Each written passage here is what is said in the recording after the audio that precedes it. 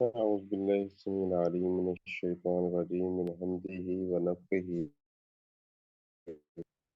بسم الله الرحمن الرحيم آج اصطلاحات حدیث کے اندر ہم جہالت کے بارے میں پڑھیں گے کہ راوی کے بارے میں بیان کرنا ہے۔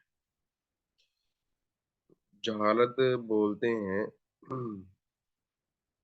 کہ راوی کی ذات کے بارے میں نہ پتہ ہو یا اس کے حالات کے بارے میں نہ پتہ ہو، اس کی ذات یا اس کے حالات نامعلوم۔ اب یہ نامعلوم کیوں ہوتے ہیں؟ اس کے مختلف اسباب ہیں۔ بسا اوقات تو ایسے ہوتا ہے کہ ایک راوی ہے جو حدیث بیان کرنے والا ہے، اس کی کئی ایک صفات معروف ہیں، مثلاً اس کا نام بھی چلتا ہے، کنیت بھی چلتی ہے، لقب بھی ہے، صفت بھی ہے، اس کا پیشہ بھی ہے، یا اس کی کسی شہر کی طرف نسبت بھی ہے، تو مختلف چیزیں معروف ہیں۔ جس طرح امام بخاری ہیں، ان کی کنیت ابو عبداللہ ہے، نام محمد ہے ان کا، نسبت ان کی بخاری ہے، بخارا شہر کی طرف۔ تو اس طرح ایک راوی ہے، اس کے کئی ایک چیزیں وہ چلتی ہیں۔ اس طرح امام بخاری رحمہ اللہ کو جوفی بھی کہتے ہیں۔ تو یہ اس کے مختلف چیزیں معروف ہیں، نام بھی کنیت بھی ہے۔ تو اب ایک نام اگر اس کا معروف ہے تو اس کا کنیت غیر معروف ہے، کنیت بول دی جائے۔ اس کا پیشہ غیر معروف ہے، پیشے کا نام لے دیا جائے۔ تو جو چیز معلوم نہیں اس کا نام لے دیا جائے، اس وجہ سے وہ راوی پھر مجہول ہو جاتا ہے، اس کے بارے میں پتہ نہیں لگتا۔ مثلاً امام بخاری رحمۃ اللہ علیہ، اب ان کو بخاری کہتے ہیں، بخارا شہر کی طرف نسبت کرتے ہوئے۔ تو اب ان کے دادا جو تھے مغیرہ، انہوں نے جس بندے کے ہاتھ پر اسلام قبول کیا تھا تو وہ جوفی تھا، تو اس کی نسبت سے ان کو جوفی بھی کہتے ہیں امام بخاری کو۔ اب بخاری کا یہ جوفی ہونا یہ غیر معروف ہے، اگر اس کو جوفی کہیں گے تو پتہ نہیں لگے گا کس امام کی بات کر رہے ہیں، کس کی بات ہو رہی ہے۔ ایسے ہی یہ امام شافعی ہیں، تو وہ شافعی کے نسبت سے معروف ہیں، تو ان کا نام تھا محمد۔ اگر ان کو امام محمد کہا جائے یا ابن ادریس، ادریس کا بیٹا کہا جائے، تو اب وہ پہچان میں نہیں آئیں گے۔ ایسے بعض لوگ ہوتے ہیں، ان کی ایک وصف ان کا مشہور ہے، نام مشہور ہے یا کنیت مشہور ہے، تو ان کو غیر مشہور وصف کے ساتھ پکارا جب جائے گا تو وہ مشہور ہو جائے گا۔ ایک تو یہ وجہ ہوتی ہے۔ دوسری وجہ یہ ہوتی ہے کہ وہ روایتیں کم کرتے ہیں، تھوڑی حدیثیں کرتے ہیں، تو اس وجہ سے بھی وہ غیر معروف ہوتے ہیں، کوئی ایک آدھی روایت کر دی تو اب اس کے شاگرد جو ہے، جب حدیث کو ایک آدھی بیان کی تو پھر ظاہر بات ان سے پڑھنے کون آئے گا؟ کسی ایک آدھ بندے نے ان سے حدیث سن لی اور وہ آگے اس کا نام لے کے بیان کر دی۔ اب جس کا شاگرد ایک ہو تو وہ بھی پھر مجہول ہو جاتا ہے، پتہ ہی نہیں ہوتا، ایک آدھے بندے نے اسے سن لی، بیان کر دی۔ اور تیسری وجہ ہوتی ہے کہ آدمی کے نام کی صراحت نہ ہو، نام ہی اس کا مبہم ہو، جی فلانے نے مجھے بیان کیا، ایک محترم بزرگ تھے، انہوں نے مجھے بیان کیا، تو ایک قابل اعتبار بندہ انہوں نے بیان کیا، قابل اعتبار بندہ ہے، بزرگ ہے، یا ایک محترم ہے، یا ایک شیخ ہے، انہوں نے حدیث بیان کی ہے، تو اب نام نہیں لے رہا اس کا، یہ شیخ کہہ رہا ہے یا بزرگ کہہ رہا ہے یا فلاں کہہ رہا ہے، تو ایسے لفظ بول رہا ہے، یا راجل کسی آدمی نے بیان کی۔ تو یہ وجوہات ہوتی ہیں جس وجہ سے راوی جو ہے مجہول ہو جاتا ہے۔ تو اب جو مجہول راوی ہوتا ہے اس کی روایت پھر ضعیف کہلاتی ہے۔ اس کا خاص نام تو نہیں ہے کوئی، تو لیکن وہ جو جنرل نام ہے ضعیف، وہ اس کا پھر کہتے ہیں۔ تو اس کی چند امثلہ بھی ہیں، جس طرح ایک راوی تھے محمد بن السائب، سین کے ساتھ السائب، تو یہ محمد بن صاحب، ان کو محمد بن بشر بھی کہتے ہیں، حماد بن صاحب بھی کہتے ہیں، ابو النضر بھی کنیت ہے، ابو سعید بھی کنیت ہے، ابو ہشام بھی کنیت ہے، یعنی بندہ ایک ہی ہے لیکن کئی نام اس کے چلتے ہیں۔ محمد بن صاحب، محمد بن بشر، حماد بن صاحب، تو ابو النظر، ابو سعید، ابو ہشام، کئی نام چلتے ہیں۔ تو یہ پہلے کی مثال، یعنی راوی کی نعوت بہت زیادہ ہوں، صفات بہت زیادہ ہوں۔ تو بیان کرنے والوں سے کم ہوں، مثلا یہ ایک راوی ہے ابو العشراء الدارمی، ان کا صرف ایک شاگرد ہے حماد بن سلمہ، حماد بن سلمہ ابو العشراء کا، اور نام کی وضاحت نہ ہو تو وہ میں نے جس طرح کو بتا دیا فلان شیخ، تو بہرحال ایسا کوئی راوی ہو اس کی روایت جو ہے وہ پھر ضعیف قرار پاتی ہے۔ اب اس کے بعد ہم حدیث کی طرف آتے ہیں۔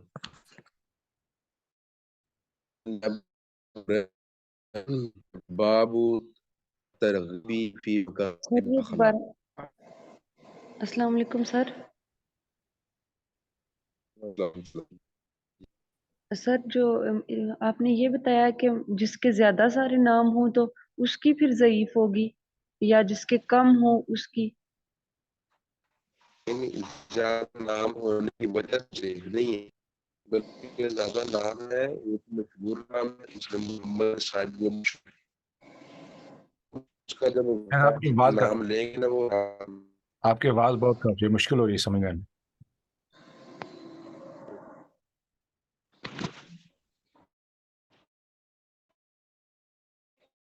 کر رہا تھا کہ اس کے کئی ایک صفات جو ایک مشہور نام شیخ اس کا ابھی کوئی غیر مشہور نام شیخ ابھی بھی بہت مسئلہ کاٹ رہی ہے۔ بہت مسئلہ پیش آ رہا ہے۔ ٹھیک ہے،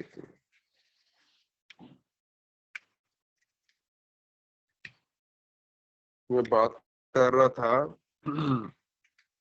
کہ ایک راوی ہے، اس کے کئی ایک نام ہے، مشہور ایک ہی ہے، جس طرح امام بخاری نام ہے محمد بن اسماعیل البخاری، تو باقی غیر معروف نام بھی ہیں، جس طرح بتایا کہ ان کی جوفی نسبت،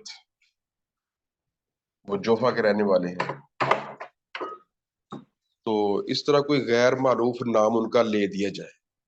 اب جب ان کا غیر معروف نام لیا ہے تو اب وہ پہچان میں نہیں آئیں گے، جب پہچان میں نہیں آئیں گے ان کی روایت جو ہے پھر وہ ضعیف بن جائے گی۔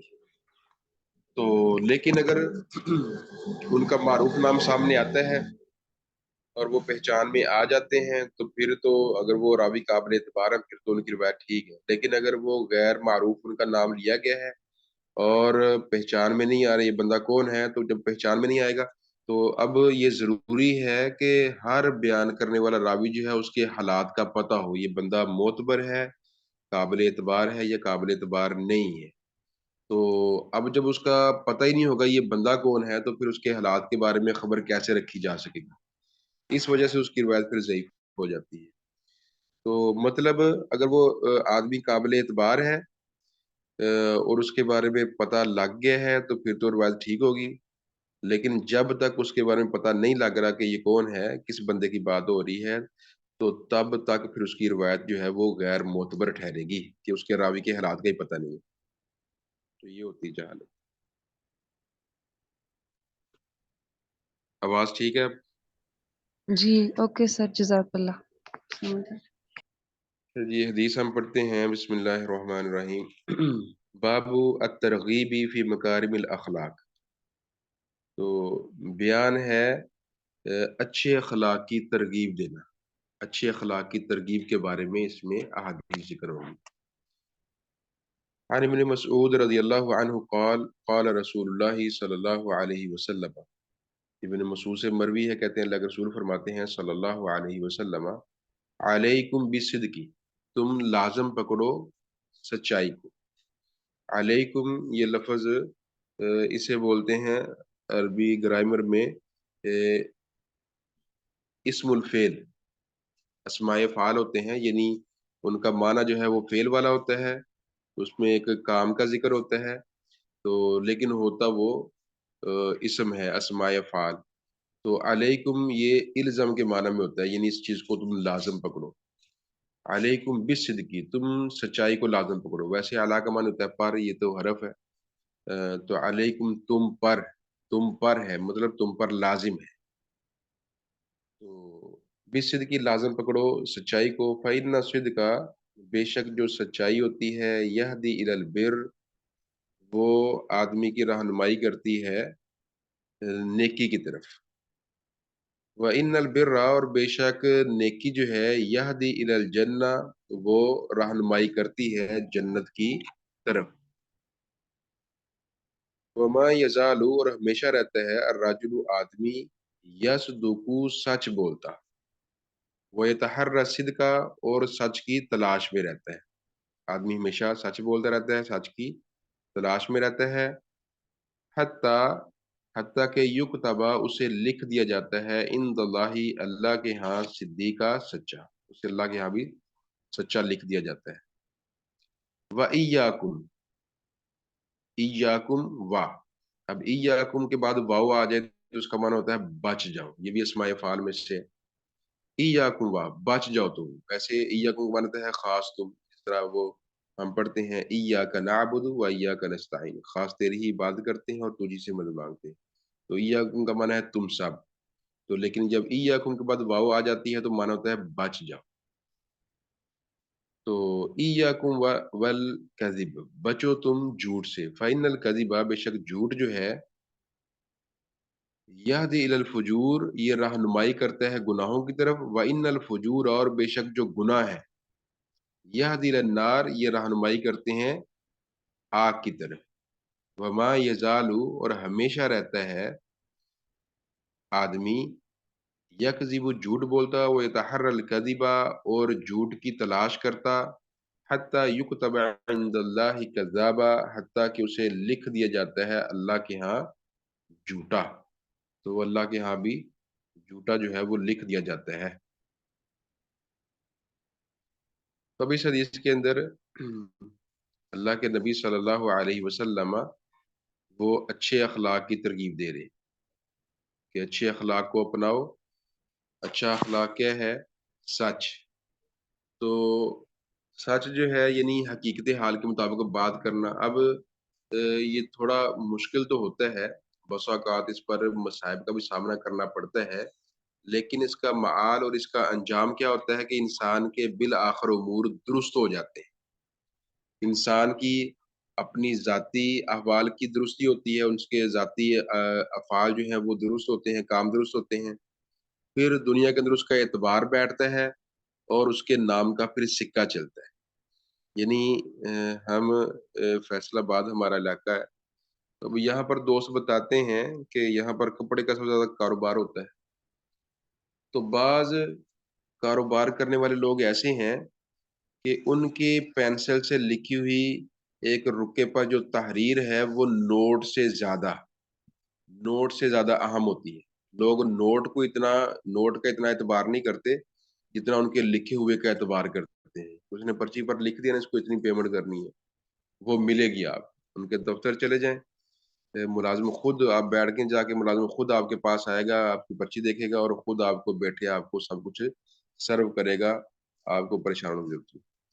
تو یہ انسان جب سچ کو یعنی اس کو اپناتا ہے تو پھر یہ سچ اس کی نیکی کی طرف رہنمائی کرتا ہے. یعنی یہدی کے دو معنی پہلے بھی ہم نے پڑھے تھے کہ یہدی کا ایک معنی ہوتا ہے راستہ دکھانا. وہ اس کو راستہ دکھاتا ہے.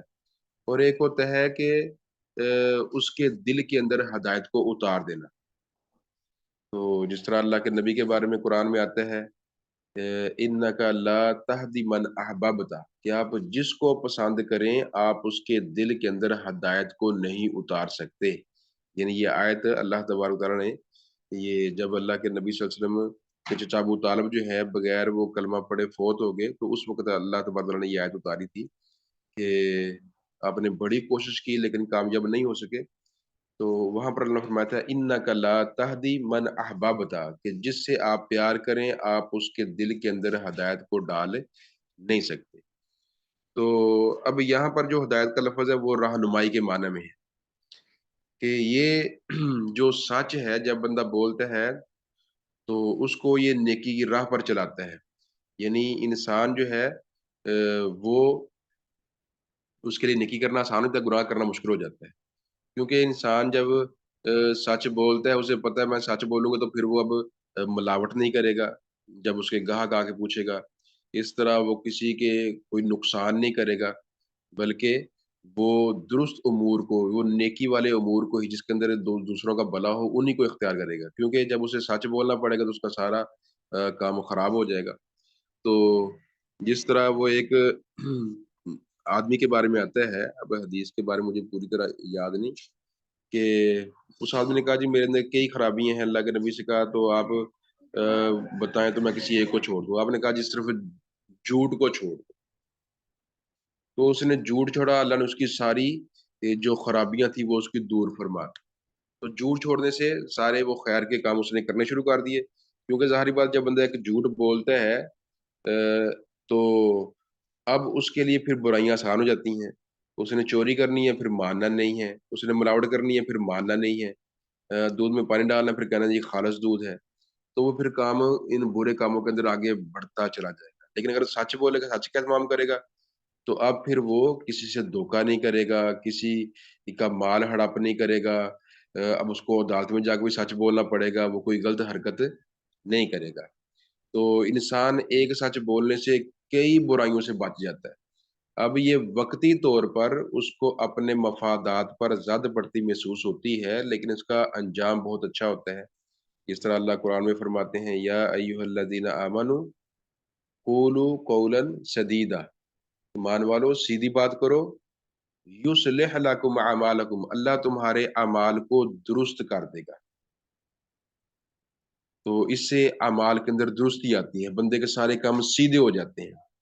لیکن ہم ظاہر نظر کے اندر یا فوری جو معال اور انجام ہم کو نظر آتا ہے، اس میں تو ہمیں کام بگڑتے نظر آتے ہیں، لیکن وہ قریب مستقبل کے اندر اگر کام بگڑ رہے ہیں تو آگے مستقبل بعید کے اندر وہ ایسے کام سنوریں گے کہ اس کی برکت ہم سے پھر سنبھالی نہیں جائے گی۔ جس طرح یہ 3 لوگوں کا قصہ آتا ہے، جنگ تبوک کے اندر اللہ کے نبی نے اعلان کیا تھا کہ کوئی بندہ پیچھے نہ رہے۔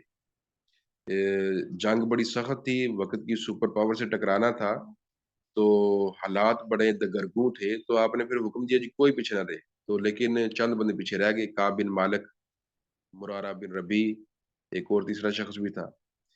تو اب جب اللہ کے نبی صلی اللہ علیہ وسلم واپس آئے ہیں تو آپ نے پھر لوگوں سے آ کر ان کا احتساب کیا۔ تب جو منافقین تھے وہ تو جھوٹ بول کے بری ہو گئے، انہوں نے جھوٹ بولے، تو اللہ کے نبی نے کہا چلو ٹھیک ہے اللہ تمہیں معاف کرے، جاؤ۔ تو لیکن یہ جو مومن مسلمان تھے 3، انہوں نے سچ بولا۔ اب سچ جب بول رہا ہے تو ان کی زندگی کٹھن ہو، اللہ کے نبی نے کہا جن کا بائیکاٹ کر دو، ان کا بائیکاٹ ہو گیا، حتیٰ کہ ان کی بیویوں کو بھی کہا جی تم نے ان کے پاس نہیں جانا، تو ان سے الگ ہو جاؤ بیویوں سے بھی۔ تو 50 دن تک ان کا بائیکاٹ چلا، 50 دن انہوں نے دن بڑے سخت گزارے ہیں، حتیٰ کہ ان کے اس بائیکاٹ کی شہرت دیگر ممالک تک بھی ہوگی۔ ایک بادشاہ کا خادم جو ہے کعب بن مالک کے پاس آیا، جی آپ بڑے قابل انسان ہو، تو آپ کے ساتھی نے آپ کی ناقدری کی ہے، آپ ایسے کرو ہمارے پاس آ جاؤ تو ہم آپ کی قدر کریں گے۔ تو وہ بڑے پریشان پہلے ہی تھے، تو لیکن یہ باتیں سن کے تو تھوڑا اور ان کی پریشانی بڑھ گئی کہ اس طرح مجھے آفرز آ رہی ہیں، بندہ حالات کو پریشان کن ہو، اس طرح اچھی آفرز آ جائیں تو پھر بندے کے لیے اپنا آپ سنبھالنا مشکل ہو جاتا ہے۔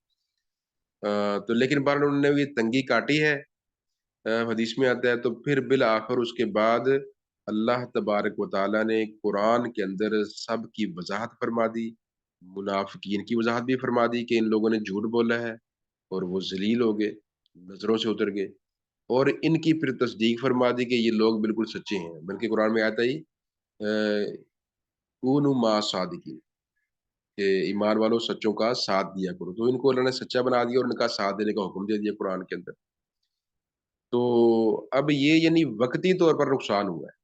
اگر انسان وقتی پریشانی برداشت کر لیتا ہے لیکن سچ کے ساتھ کھڑا رہتا ہے تو آگے انجام اس کا بہت ہی پیارا ہونے والا ہے۔ جب اس کا اعتبار بنتا ہے تو پھر دنیا کے اندر ایک تو وہ غلط کاری نہیں کرتا، پھر اس کا ایک نام بن جاتا ہے اور وہ کاروبار کے اندر بھی پھر ترقی کرتا ہے اور آگے سے آگے بڑھتا چلا جاتا ہے۔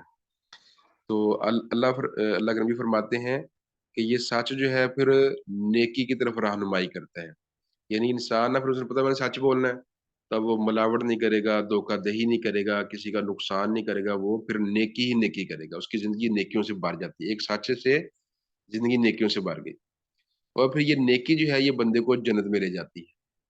अच्छा, यहाँ ये भी बात काबिल गौर है कि अल्लाह के नबी सल्लल्लाहु अलैहि वसल्लम हैं या अल्लाह अज़्ज़ व जल हैं, यानी बंदे को जब भी किसी बात की तरगीब देते हैं, उसको जन्नत का शौक दिलाते हैं और जहन्नुम का खौफ दिलाते हैं। जिस तरह वो आगे आ रहा है जी, झूठ की तलाश में रहता है, तो वो फिर ये उसको जहन्नुम में ले जाता है। वो अल्लाह के यहाँ झूठा लिखा जाता है, तो वो आग में ले जाते हैं उसको। तो अब तो ये जन्नत में ले जाता है। तो ये नहीं, अल्लाह के नबी सल्लल्लाहु अलैहि वसल्लम हैं या खुद कुरान के अंदर अल्लाह तबारक व तआला हैं, जन्नत का शौक और जहन्नुम का खौफ। मतलब ये कि लालच और साथ खौफ, ये दोनों चीज़ें मुंसलिक हों, इकट्ठी हों, तो फिर इंसान राह रास्त पर कायम रह सकता है। तो यानी जिस तरह ये गाजर और छड़ी की मिसाल बनी है कि ये इंसान को चलाने के लिए गाजर और छड़ी की मिसाल के उसको लालच भी हो और साथ छड़ी भी हो। जिस तरह यानी कहते हैं कि मसलन गधा है ना, वो चल रहा है तो उसके एक स्टैंड लगा के उसके आँखों के सामने गाजर लटका दी और पीछे से चाबुक उसकी कमर पर रसीद किए जा रहे हैं। उसको आगे गाजर नज़र आ रही है कि मैं इसको पकड़ लूँ, तो पीछे से चाबुक भी पड़ रहे हैं। तो वो शौक और खौफ दोनों के साथ फिर वो भागता ही जाता है, रुकता नहीं है। तो ऐसे ही शौक और खौफ, इन दोनों नफ्सियाती अवारस को अल्लाह ने, अल्लाह के रसूल ने ये अक्सर मौकों पर इख्तियार फरमाया। और यहाँ पर एक ये शौक होता है, हम बच्चों को या अपने घर वालों को शौक दिलाते हैं बसा औकात, या खौफ दिलाते हैं कि तुम्हें बिल्ला पकड़ के ले जाएगा, तुम्हें कोई आदमी पकड़ के ले जाएगा, तुम्हें कोई चीज़ें उठा के ले जाएँगी, हाँ। मसलन हम छोटे थे, माएँ कहा करती थी कि तुम अपने सर से जुएँ नहीं निकलवाओगे तो तुम्हें रात को जुएँ घसीट कर ना पानी में ले जाएँगी। तो इस तरह की ये जो बातें हैं ना, ये जो हकीकत से आ रही हैं, जब बच्चा समझदार होता है उनकी बात से वो फिर वो ये शौक और खौफ सारे निकल जाते हैं। ये जन्नत का जो शौक है और जहन्नुम का जो खौफ है, ये हकीकत है। तो अगर हम बच्चे को या बड़े आदमी को भी, अब ज़ाहिर बात है ये बातें तो बड़ों के लिए हैं, जन्नत और जहन्नुम। अगर इसका शौक और खौफ हम दिलाएँगे उसे, तो ये एक हकीकी शौक और हकीकी खौफ है। तो ये बातें फिर ज़हन के अंदर जम जाएँगी और उसकी तरबियत और तबीयत का हिस्सा बन जाएँगी।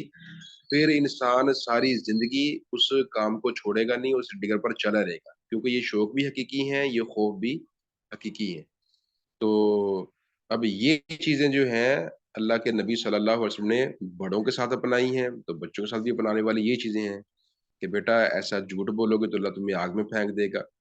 अगर तुम सच बोलोगे तो अल्लाह तबारक व तआला तुम्हें जन्नत के अंदर नेमतें अता करेगा। वहाँ पर तुम्हारे पास अपने जेट होंगे, तुम्हारे पास अपने वो जहाज़ होंगे। हाँ, ये नेमतें तुम्हारे पास होंगी, खाने को, पीने को, हर चीज़ तुम्हें मिलेगी। तो ये अगर ऐसे शौक होंगे दिलाए जाएँगे तो इंशाअल्लाह बच्चे की वो तरबियत भी होगी और ये हक़ाइक़ जो हैं बड़ा होने के बाद फिर उसको कोई अ, उसके लिए अजूबे नहीं होंगे बल्कि हकीकतें होंगी और वो सारी ज़िंदगी उसकी तबीयत का हिस्सा बन जाएँगी। और ये बड़े हैं, उनकी तरबियत के लिए भी ये ज़रूरी है। यानी ये दोनों चीज़ें जुड़ी हैं। और यहाँ ये भी यानी बात मद्देनज़र रहे कि अल्लाह तबारक व तआला ने अक्सर मकामात पर अल्लाह के नबी सल्लल्लाहु अलैहि वसल्लम अक्सर जगह पर जब भी समझाते तो जन्नत और जहन्नुम का तज़किरा करते। तो मतलब ये है कि जन्नत और जहन्नुम का तज़किरा बार-बार करने से ना इंसान के ज़हन के अंदर इनका तज़किरा फिर जम जाता है। तो ये फिर जन्नत का शौक पैदा हो जाता है, जहन्नुम का खौफ पैदा हो जाता है। तो अगर हम बार-बार तज़किरा करने से इनका ये हकीकी शौक और हकीकी खौफ लोगों के ज़हन के अंदर बैठा देंगे, तो फिर लोगों के लिए इस्लाह अहवाल बड़ी आसान हो जाए। मसलन अल्लाह के नबी सल्लल्लाहु अलैहि वसल्लम का एक गुलाम था, मिदअम था शायद उसका नाम। तो वो सफ़र में आपके साथ था, जंग किसी पर गए हुए थे, तो वो आपका सामान उतार रहा था कि एक तीर आया उसकी गर्दन में पेवस्त हो गया। तो जैसे ही गर्दन में पेवस्त हुआ, वो कत्ल हो गया। अब सहाबा आए, हनी अल्लाहुल जन्नह, इसको जन्नत मुबारक। तो अल्लाह के नबी ने फरमाया कि ठहर जाओ, जल्दी ना करो। मैं देख रहा हूँ कि वो चादर जो इसने माले गनीमत से बगैर तक़सीम किए खुद ही उठा ली थी, तो वो चादर आग बनकर इस पर लिपटी हुई है। तो यानी इसके बड़े-बड़े औसाफ के बावजूद वो चादर जो है इस पर आग बन के लिपटी हुई है। तो जब सहाबा इकराम ने ये सुना कि यानी वो सहाबी है, नबी का खादिम है और फिर जंग के अंदर दुश्मन के तीर भी उसको लगा है, तो इस सारे औसाफ के बावजूद वो अ, करप्शन जो उसने की, कह लें कि माले गनीमत से जो इज्तिमाई माल था, मुसलमानों का इज्तिमाई माल खजाना जो है, उसमें से एक चादर ही बगैर इजाज़त के ली है।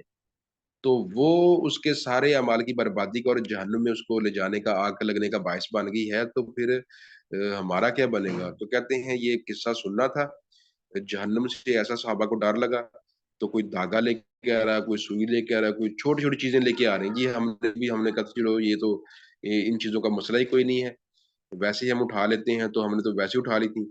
तो वो जूते का तस्मा, कोई कुछ ला रहा है, कोई कुछ ला रहा है, सब कुछ ला के उन्होंने रख दिया। तो मतलब ये क्यों किया उन्होंने? इस जहन्नुम के खौफ की वजह से, जिसका बार-बार तज़किरा करके अल्लाह के नबी सल्लल्लाहु अलैहि वसल्लम ने उनके ज़हन के अंदर उनकी तबीयत का एक हिस्सा बना दिया था। यानी जो बात बार-बार दोहराई जाए ना, वो एक तबीयत का हिस्सा बन जाती है, लाशऊर के अंदर बैठ जाती है। बंदा फिर हमवक़्त उसकी तरफ अपना ध्यान लगाए रखता है।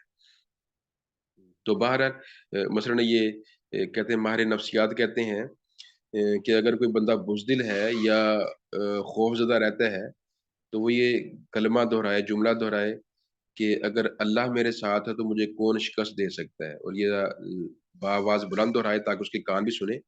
तो जब बार-बार दोहराएगा तो ये कलमा, इसका माना, इसका मफ़हूम उसके ज़हन में बैठ जाएगा।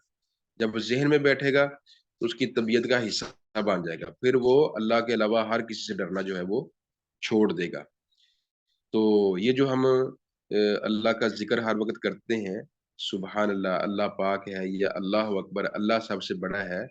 तो हम चूँकि अरबी कलिमात पढ़ रहे होते हैं, उसके मफ़हूम पर गौर नहीं कर रहे होते, लेकिन अरब लोगों के लिए बिल्कुल ऐसे था जैसे हम उर्दू के अंदर कहें, अल्लाह पाक है, अल्लाह पाक है, अल्लाह पाक है, अल्लाह सबसे बड़ा है, अल्लाह सबसे बड़ा है, अल्लाह सबसे बड़ा है।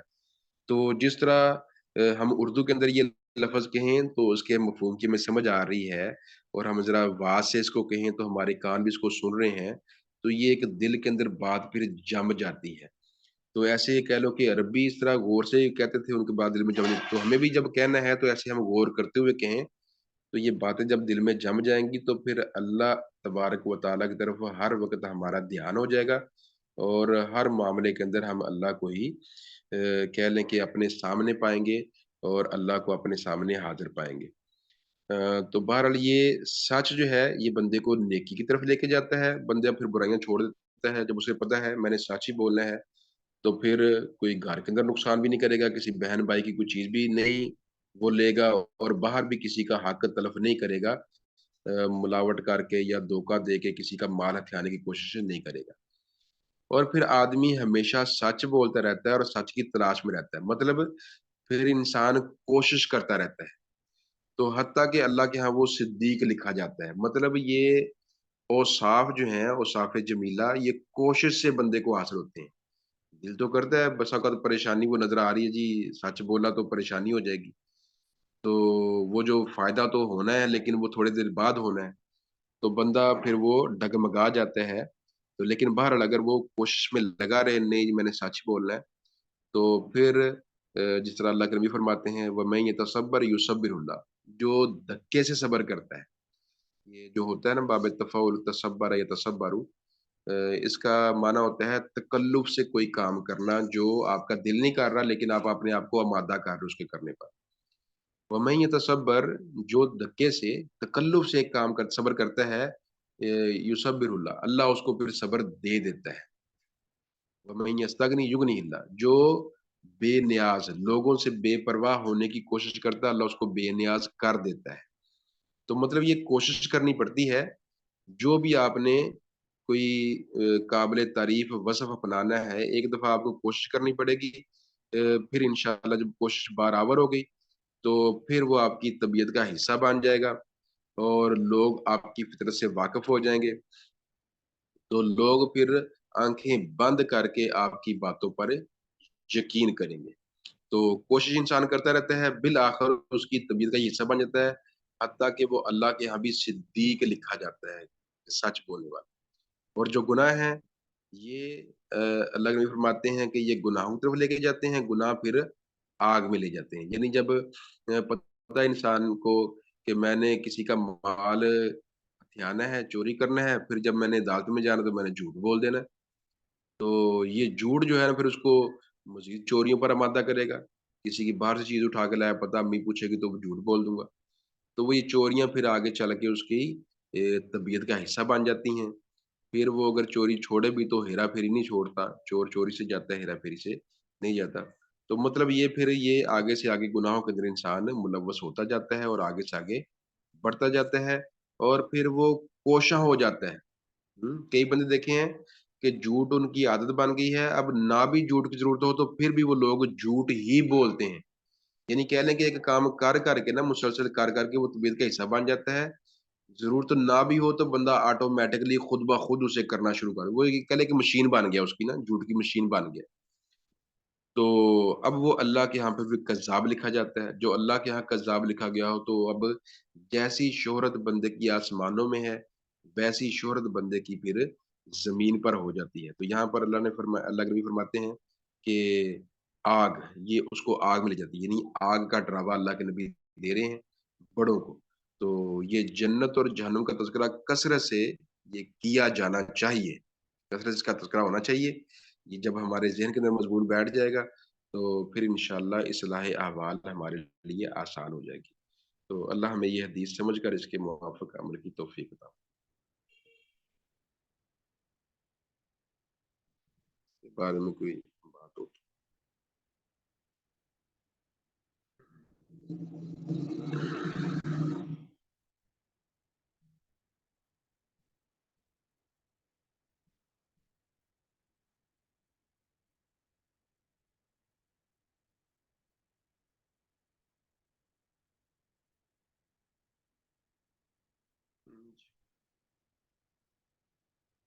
سوال تو پھر انشاءاللہ آئندہ ہماری کلاس ہوگی.